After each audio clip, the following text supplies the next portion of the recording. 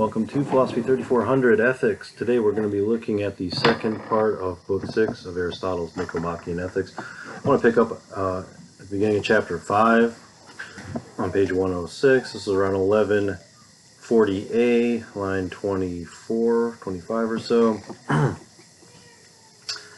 look at what Aristotle has to say here in chapter 5. It seems then to belong to someone with practical judgment to be able to deliberate beautifully about things that are good and advantageous for himself, not in part, such as the sort of things that are conducive to health or to strength, but the sort of things that are conducive to living well as a whole. Sign of this is that we also speak of people as having practical judgment concerning some particular thing when they calculate well with a view to some particular serious end, among those about which there is no art. So let's slow down here. Person with practical judgment is able to deliberate beautifully about things that are good and advantageous. This is one reason why when you find such a person, you should observe them and internalize what they're doing, right? Emulate what they're doing and go to do it yourself. And what we talk about here with somebody who's able to deliberate beautifully with practical judgment, he's getting at somebody who seems to identify correctly the things that are good and advantageous, not when it comes to a good meal or a good workout at the gym, but things that are conducive to living well as a whole. Sign of this, he says, is that we also speak of people as having practical judgment concerning some particular thing when they calculate well, with a view to some particular serious end. Among those about which there is no art, in other words, living well, right? There is no art of living well, although ultimately Aristotle is trying to invent one here, so to speak, in a certain way. In any case, right, having good judgment when it comes to those matters for which there is no established art, it seems to distinguish people who exercise practical judgment well. Right? These are the people you turn to in moments of crisis. These are the people you turn to when you're not sure what to do for a reason, right? They are good at using judgment well in situations for which there is no pre-existing art or skill that could resolve the matter. So also generally, he goes on, someone who is apt at deliberating would be possessed of practical judgment. So in a sense, right, it seems like to talk about somebody who possesses practical judgment, uses it well, seems to be the same thing as describing somebody as a good deliberator. But no one, he says, deliberates about things that are incapable of being otherwise. So in other words, right, when we talk about deliberation, we always are talking about things that could be otherwise. In other words, we're always in the realm of practical action, or potentially of productive action as well. We're certainly not, but we're not dealing with understanding the sort of laws of the universe, the first principles of rational thinking, and whatnot. All right.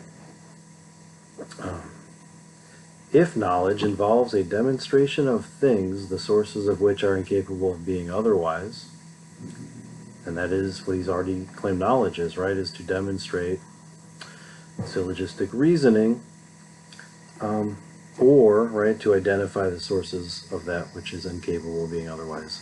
Identify, in some sense, grasp first principles. Principles such as the law of non-contradiction, the law of identity, the law of the excluded middle, and others. Okay. Where are we here? Yes, if knowledge involves a demonstration of things that cannot be otherwise, while there is no demonstration of these things, we are speaking of things that can be otherwise, since all of them are capable of being otherwise. In other words, you can never make the case that things must be a certain way in the realm of human productivity or practical action. Things can be otherwise when it comes to how humans make things or do things.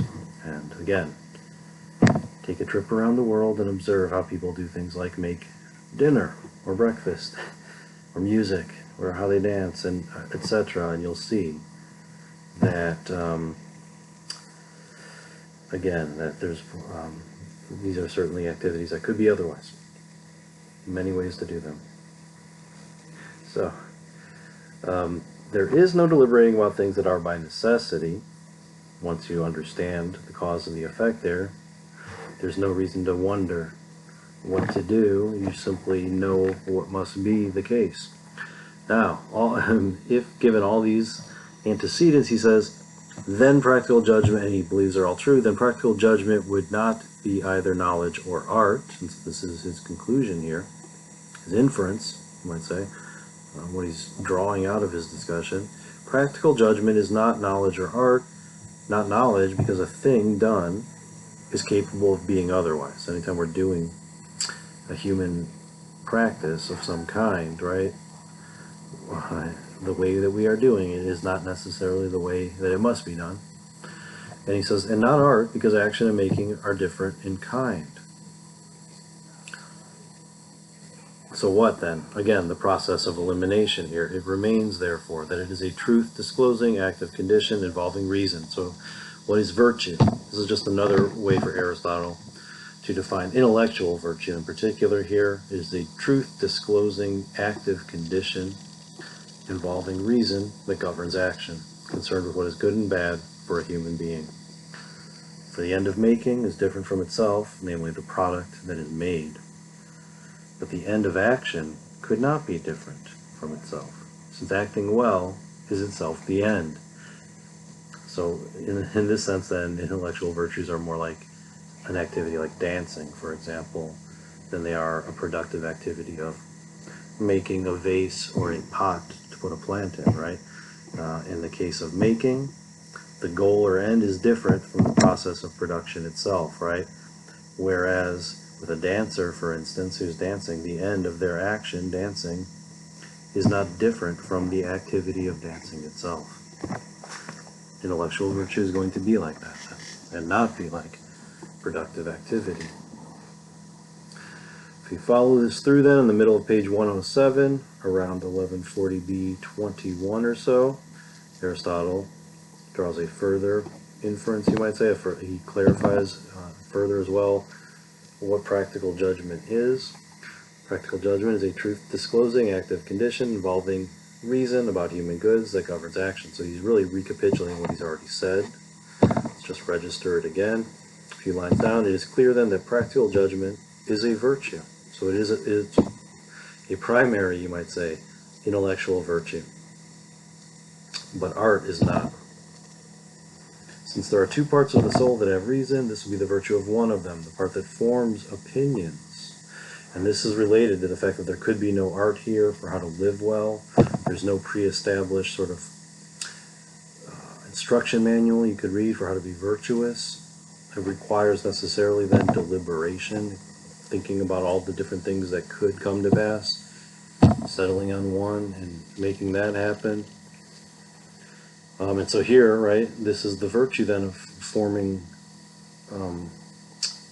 opinions, since both opinion and practical judgment concern what it's capable of being otherwise. But not just forming opinions in general. Anybody forms an opinion, right? Opinions, we all have them. Here's the deal. This is a way of forming opinions very well. In other words, when you are in a situation where there is no firm knowledge about what to do, people will have opinions. Some people's opinions will be much better than others. In other words, some people's opinions will be the result of very good practical judgment and deliberation. And so this is why then we're distinguishing between those who do this well and those who don't do it well. And then the idea here is that practical judgment is a good way of forming opinions when knowledge would not be possible in a certain situation. Another way to think of it too is, this is the forming of fruitful hypotheses when you don't actually have knowledge, but you're making deductions and you're thinking and reasoning about something, and you form a hypothesis. You don't know if it's true or not, but it ends up being the best hypothesis that works the best to help you navigate some situation better than other hypotheses and other opinions.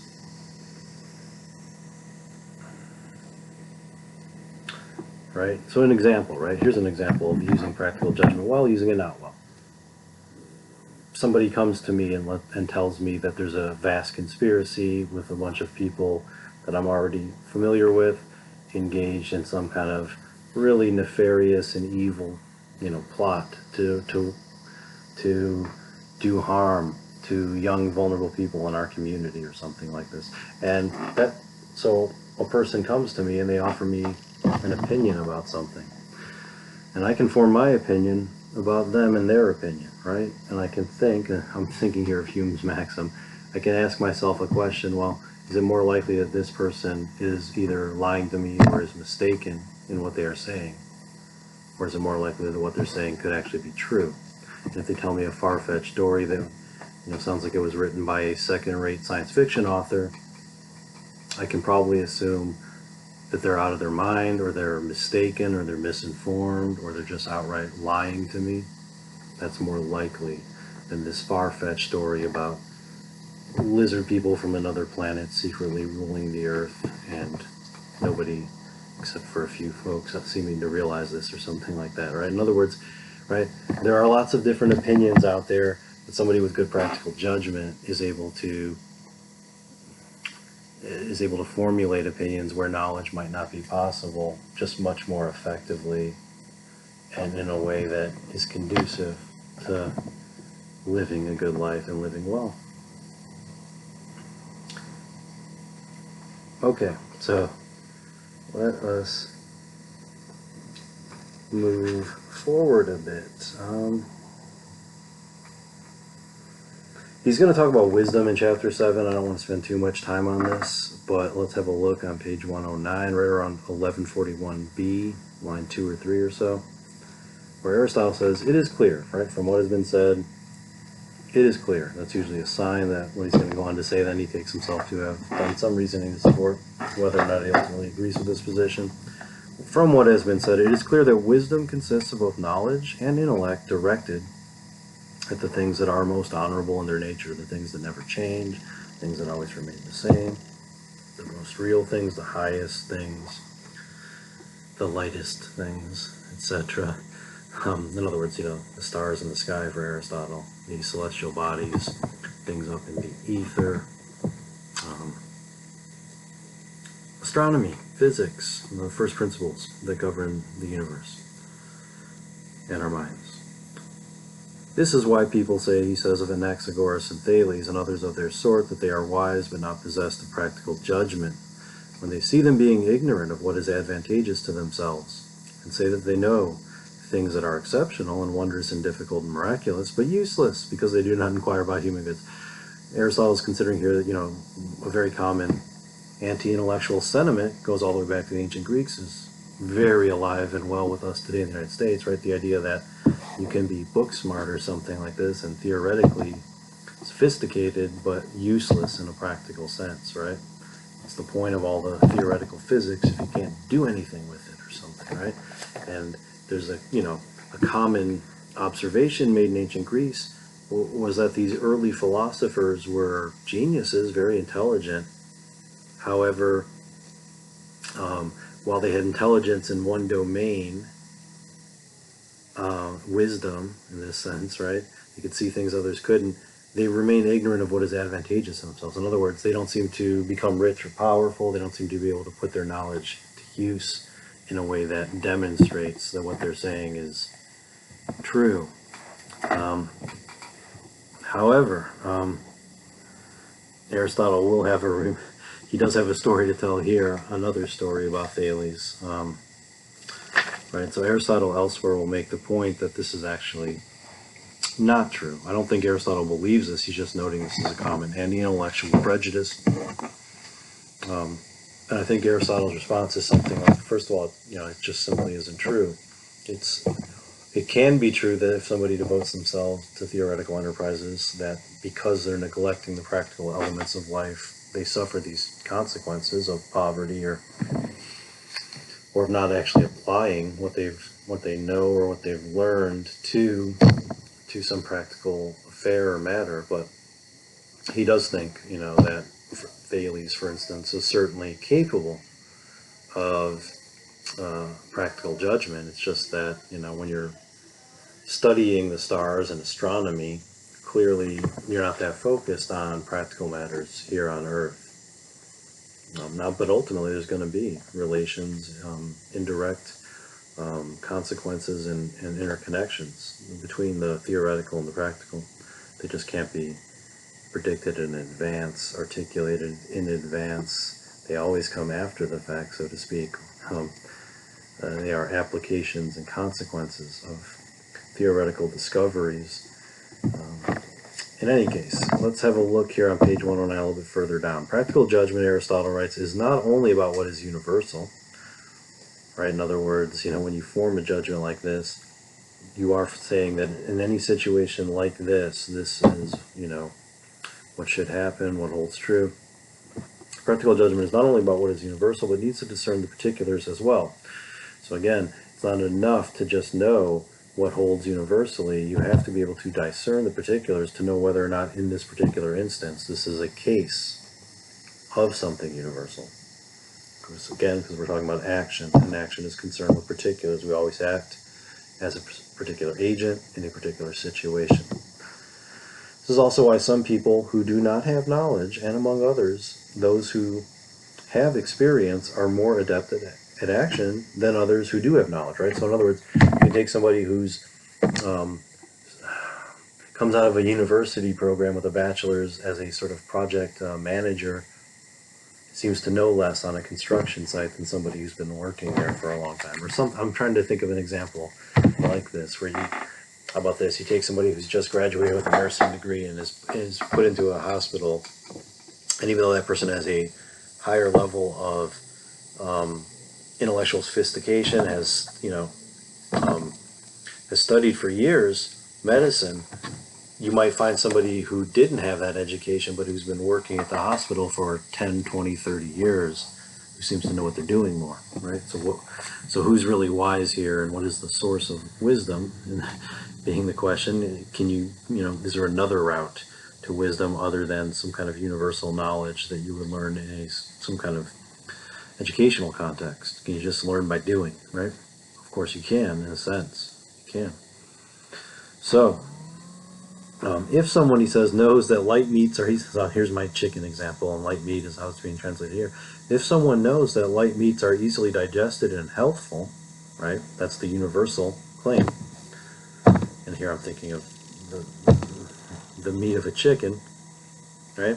But so you can know that you can know that in the universal sense. To eat chicken is good for you or something. It's a good kind of protein food to eat. However, right, you can know that, but if you're ignorant of how to, what sort of animal produces that meat, he will not produce health, right? Because in other words, you'll know that you should eat chicken for your health. You will not be able to actually identify what meat is chicken. Really sad situation to be in, I suppose. But someone, he says, who knows that poultry is light and healthful will produce it more. In other words, you have to actually know, right, that it's chicken that is that is the way to get this light meat, and that animal right there in the farmyard, that is a chicken. So therefore, now we know which animal to get to make the meat that is healthy for us. Otherwise, we might think, okay, this kind of meat is good for us, but I don't know where it's from, right? In other words, how do I find it? There's a lot of animals out there. Okay. All right. Now he's going to then go into art as well. Let's pass over some of these remarks about art. I want to just move straight into chapter 10. Again, we have a lot of ground to cover here, and there's only so much I think we can get through meaningfully. So if we move to chapter 10, I just want to briefly note this point about astuteness, which is, not the same thing for him as wisdom or practical judgment, but is something that, I'm sure we've all noticed in our lives, this kind of difference, right? And he's calling it astuteness here. As he says, it's the same thing as quick comprehension. Astute people are the same as those who are quick-witted. And so astuteness, right, is just something like the speed at which you learn new things and pick them up. And this is an important, whether we call it an intellectual virtue technically or not, but it can be, right? It certainly is something that, we all sort of have a pace at which we're able to pick things up. Some of us are incredibly quick and like sponges, others can take a long, long time. And so again, this would be something worth noticing. Astuteness consists in using opinion for distinguishing those things that practical judgment concerns when someone else speaks about them, and distinguishing them beautifully, since the quickly of quick comprehension is the same as beautifully.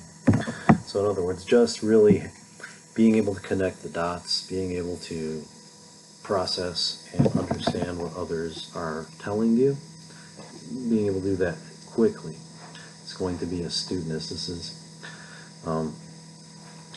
just it's a real difference that exists among people, and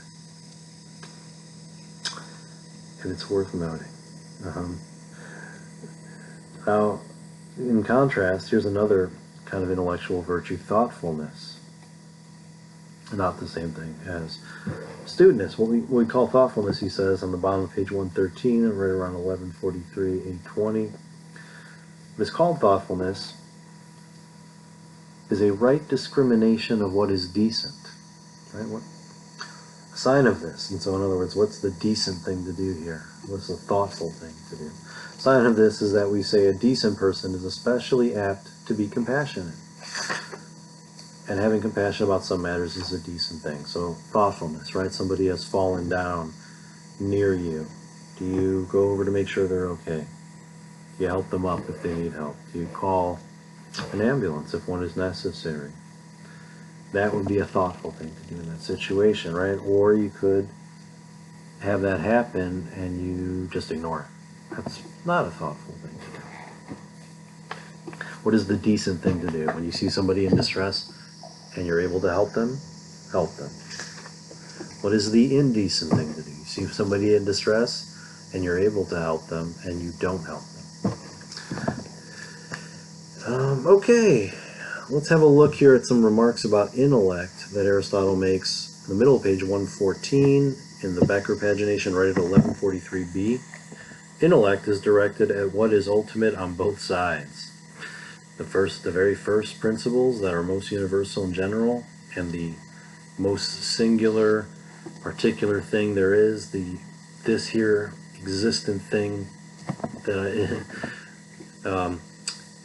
in the presence of which I currently am. In other words, some real thing that exists that's right near me, right? This German book, or some of the first principles or basic laws of nature, right? So E equals mc squared, or a thing cannot both be A and B at the same time in the same respect, or A and not A. In other words, a thing cannot both be one thing and its opposite at the same time in the same respect. These sorts of things. What is ultimate? Or here's another thing that's ultimate. Okay, Die Intrige, this book, this German book. It's a specific book. It's not just a book, right? It's not just book. It's this book. This book right here. Right here with me, Interlock, in the year 2021 on this day. Intellect is directed at what is ultimate on both sides. Since it is intellect and not reason, and intellect here, nous in Greek, our minds in the most broad sense, intellect and not reason is directed at both the first terms and the ultimate particulars. On the one side, he says that the changeless first terms and demonstrations, the law of non-contradiction, for example. On the other side, in thinking about action, at the other sort of premise, the variable ultimate particular. In other words, right, intellect's also directed at things that are actually around me, happening right now, and what I am about to do, and what I am doing, what I choose to do. Hence, intellect is both a beginning and an end, since the demonstrations that are derived from these particulars are also about these. Boy, that's a mouthful right there. Yeah, this sentence is misplaced in the manuscripts. Let's not get too bogged down in Aristotle's cumbersome terminology here. Right? Of these, one must have a perception. This perception is intellect. So intellectual perception is how we know that that chicken right there in the farmyard is the very kind of animal that produces the very kind of meat that is good for our bodies, right? So it's not enough that we just see with our senses and our eyes some sort of blob moving in our visual field, right? There's a kind of intellectual perception. I need this kind of meat to be healthy. That thing right there is an instance of this more general type, right? It is one among a number of animals that produces the light meat that gives me the protein I need for a healthy diet. So a chicken, a duck, a goose, a hen, a Cornish game hen, a pheasant. There's many different birds. Squab on a brick. There's many different birds people eat. Okay. Let's have a look here at chapter 12. And I want to say we'll wrap it up there, but we might have to look at chapter 13 as well. Let's see what we got. Okay, chapter 12. One might raise an impasse. In other words, we have a problem on our hands here about how these virtues are useful. So we're talking about different intellectual virtues, wisdom and astuteness, and our intellects, all sorts of things, and practical judgment, of course. One might raise an impasse, though, about how these virtues, specifically these intellectual virtues, right, are useful. For wisdom, for wisdom, he says, contemplates nothing by which a human being will be happy. The things that never change, the eternal things up there in the heavens, right? What does that have to do with life down here on earth? And he says, and while practical judgment is that way, for the sake of what does one need it? So practical judgment does contemplate things by which a human being will be happy. But it also seems, practical judgment, to contemplate universals, and for the sake of what do we need this if our lives are particular, singular, and etc. And so let's go down a little bit further. He says, if what is to be said, this is right at 1143b of 27 or so. If what is to be said is that one has practical judgment not for the sake of these acts that result from one's active condition, but for the sake of the coming into being of that active condition, it would be of no use to people who are of serious moral stature. Now clearly it is of use to those folks, practical judgment. But it would also be of no use to people who are not that way, since it makes no difference whether they have practical judgment themselves or heed the advice of others who have it. And that's, in a sense, not wrong. At the end of the day, right, doing the right thing is what's important, whether or not you've figured it out on your own or found out from someone else. It would be sufficient, he says, for us to do as we also do concerning health, right? I try to learn about health and what is healthy and try to be as healthy as I can, but I can also go to a doctor or see a nutritionist, etc., right? I don't have to figure it all out for myself. It would be sufficient for us to do as we also do concerning health, for we want to be healthy, but we still do not learn the medical art, right? It's not as though you have to become a doctor if you'd like to be healthy, right? And so why can't it be this way as well with these intellectual virtues? Why can't we simply have experts accomplish them, and we go to those experts for advice? And in a sense, people do this, right? You go see the pastor, you see the priest, you're looking for a certain kind of advice, having marital trouble, family problems, whatever, feeling down, you're going to talk to that person for advice. If you have health issues, you talk to a doctor. If you have legal issues, you see a lawyer. There's various experts with different kinds of knowledge and different intellectual proficiencies. You don't need to know all the answers they know if you can find them and trust them. If you can trust them. Problem. Both in Aristotle's time and ours is that there are, of course, a whole host of charlatans also pretending to be these experts at the same time. So good luck sorting out who's for real and who isn't, though even there, right, there are fairly commonsensical approaches to how you do that. Okay. I want to look at this thought he has on the bottom of page 115, right at 1144a, at the beginning. First, let us assert that it is necessary for them, these things, these virtues, these intellectual virtues. First, then, let us assert it is necessary for them, these intellectual virtues, to be choice-worthy in themselves, such as, again, practical judgment, and astuteness, and wisdom, and etc. So it's necessary for them to be choice-worthy in themselves. In other words, anybody would, when faced with a choice between having this or not having it, would always choose to have it. That's what he's getting at here. In themselves, they are choice-worthy. Nobody would choose not to be wise. Nobody would choose to be slow rather than astute. Nobody would choose to to be incapable of practical judgment rather than practical judgment, right? Everybody wants to be these ways. Everybody wants to have these intellectual virtues. Each of them is the virtue. It's like health as well, which is not strictly speaking a virtue, but is also choice-worthy in itself. Nobody wants to be unhealthy, right? That's an example of something that would be choice-worthy in itself. So these virtues that we're talking about in Book 6 must be choice-worthy in themselves. Each of them is the virtue of its respective part of the soul. So this is his suggestion here, is all these different virtues he's articulating actually sort of come together to comprise the rational part of the soul. What they comprise are, what it means for that rational part of the soul to operate well, to operate as well as it can, to be optimally functioning. So these virtues then are choice-worthy in themselves, right? Even if none of them produces anything at all. So even if it doesn't lead to something amazing, it's still worth having. Just like with health, right? Even if health doesn't lead to winning the gold medal at the Olympics or something, it's still better to be healthy than unhealthy.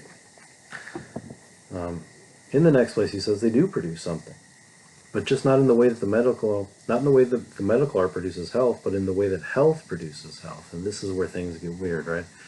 Or this is the way that wisdom produces happiness. By being part of complete virtue, it makes someone happy by being possessed and being at work.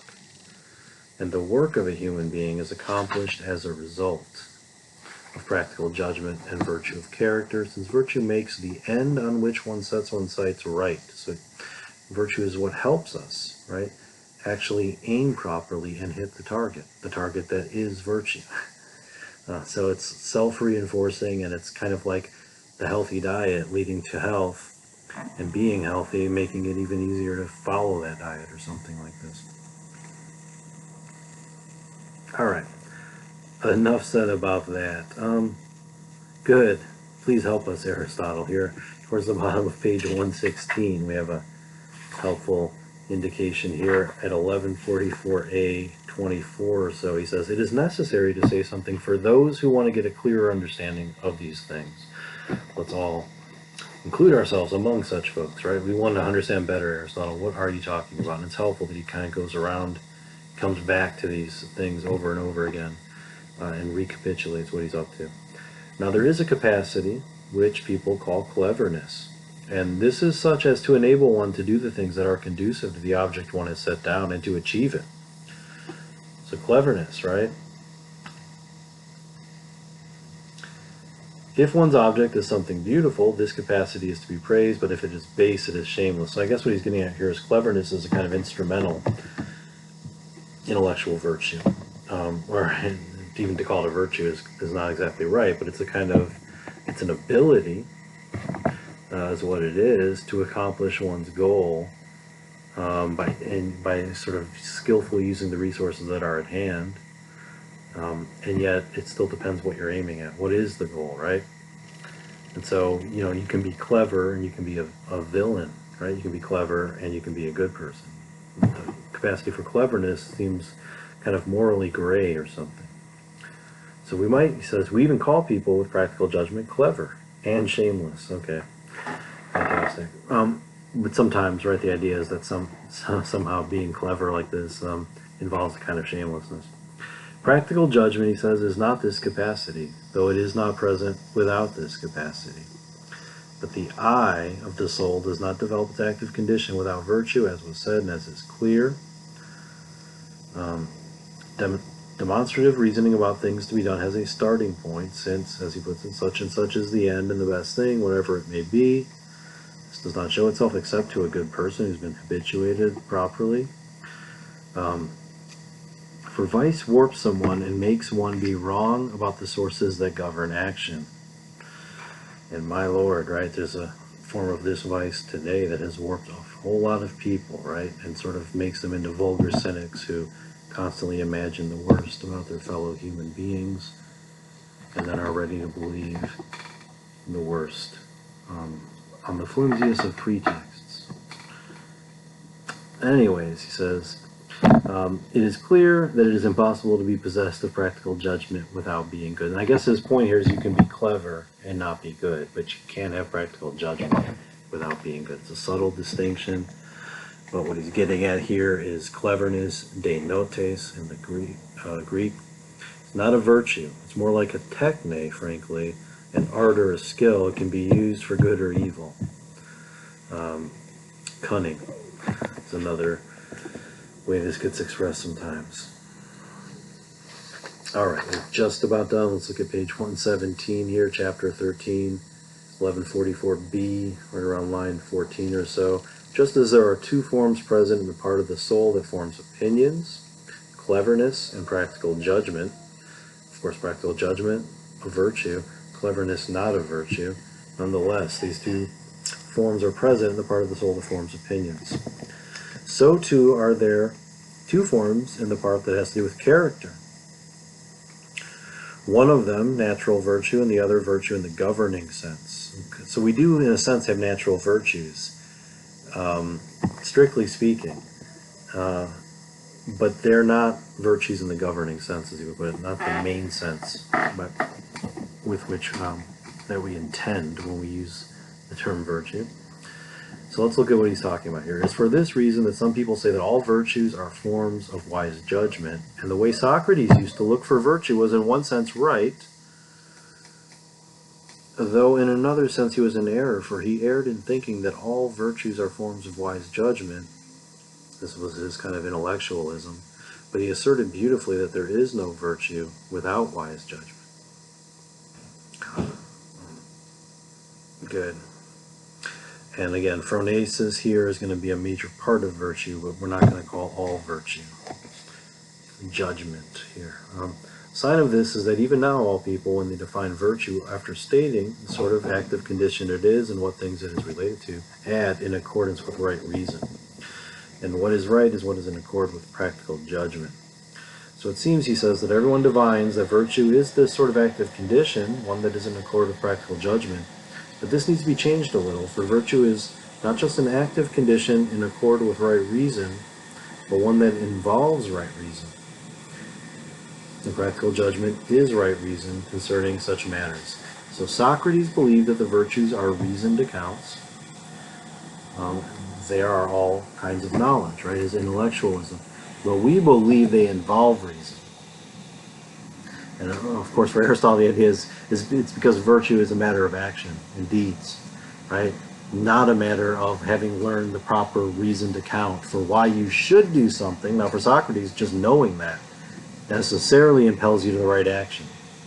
Aristotle famously, right, articulates the possibility of what is called akrasia, or the inability to do the right thing, even when you know it's the right thing, or the or the doing of the wrong thing, even though you know it's wrong, out of weakness of will, right? So this is the sort of line between Plato and Socrates on the one hand, and Aristotle here. Aristotle's saying, yes, we do want people to explain why this is the right thing to do or something, and we want to know the justification and the reasons, right? But at the end of the day, virtues are a matter of practical action involving reason, not reason itself. So in other words, the person who's best able to explain is not necessarily the person who's best able to do the right thing, right? That kind of thing. These can be different, right? You can have somebody who's really good at giving you the reasoned account for why something's the right thing, and can still do that right thing too, but just maybe not as well as someone else can explain it as well, better at doing it. So, this might also, he says, refute the argument by which someone can make the case that the virtues are separated from one another. And I'm not that worried about whether the virtues are unified or distinct, but the ancient disagreement here has to do with a really simple point. Is it possible for a person to be virtuous and good and terrible at the same time, right? And there's a sense in which the answer is yes and no, right?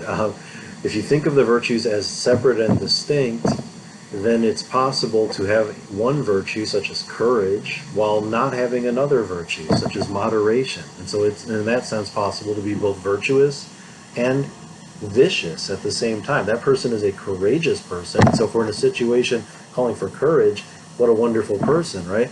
But if we're at a restaurant eating a meal together, that person eats all the really good stuff themselves, doesn't share with others, etc., and eats too much and doesn't leave enough for us or something, right?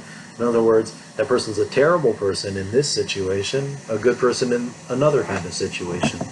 So if you're committed to the thesis that virtues are distinct from each other, right, you'll have, the ability to explain situations like this, right, where somebody can be good in one area, not good in another area. But there's another sense in which we use this term, virtue and good as a sort of general catch-all for a person, and the idea there is this a good person or not? Are you a good person or are you not a good person? And the answer here then there should be a yes or no answer to that question. We shouldn't have to say, well, you're good and bad. That person is a wonderful person and a terrible person at the same time, depending on what specific virtue we're talking about and what specific situation we're into. And so the idea is, we would expect, right, that, that there are people that are good and there are people that are not good. And it's that simple, isn't it, at the end of the day? Or is it, right? And that's kind of the different sides here in this debate. As Aristotle puts it here then, right around 1145a, we're going to end with this reflection. The same person is not the most well-favored by nature for all things, so that he will have acquired one virtue already when he has not yet acquired another, right? Some of us are disposed to acquire certain virtues more quickly than others, and others come later, and it doesn't work the same for everyone. And there's differences in how quickly these things come and how long they take to develop. This is possible, he says, with natural virtues, right? So with a virtue like courage, that might require some kind of physical strength, right? You want to rescue somebody who's drowning, you have to be able to pull them out of the water. The idea here is, and physical strength comes at different times to different people. More quickly, for instance, to a teenage boy or something than to a girl of the same age. More strength comes more quickly, and also different among different boys, among different girls, different for each individual. One person might be 200 pounds and pretty solid muscle. Another person is light as a feather and with no muscle, or something like this. And the idea being, right, is that these sort of natural virtues of strength now are not universally and applied to everybody in the same exact way. Okay. It is clear, he says, that there would be need of practical judgment, no matter what, even with the best natural virtues in the world, right? With all the sort of the best body and sort of physical constitution we can imagine, perfect health, you would still need practical judgment, because as Aristotle says here in conclusion to this book, choice will not be right without practical judgment or without virtue, since the latter, virtue, makes one bring the end into action, right? And the former, practical judgment, makes one enact the things related to the end, right? So the virtue and the cultivation of this virtue in you is what allows you to bring the end or goal that you are aiming at into action, and impels you to do the things that are going to lead to that outcome you're after. But it's your practical judgment that helps you understand all those things you'll need to do to get to that end properly. Whew, that is a mouthful. That was quite a bit to bite off here. I hope I've been at least minimally helpful in clarifying some of the very difficult, arcane distinctions here at work in Aristotle's Nicomachean Ethics, Book 6. Thank you.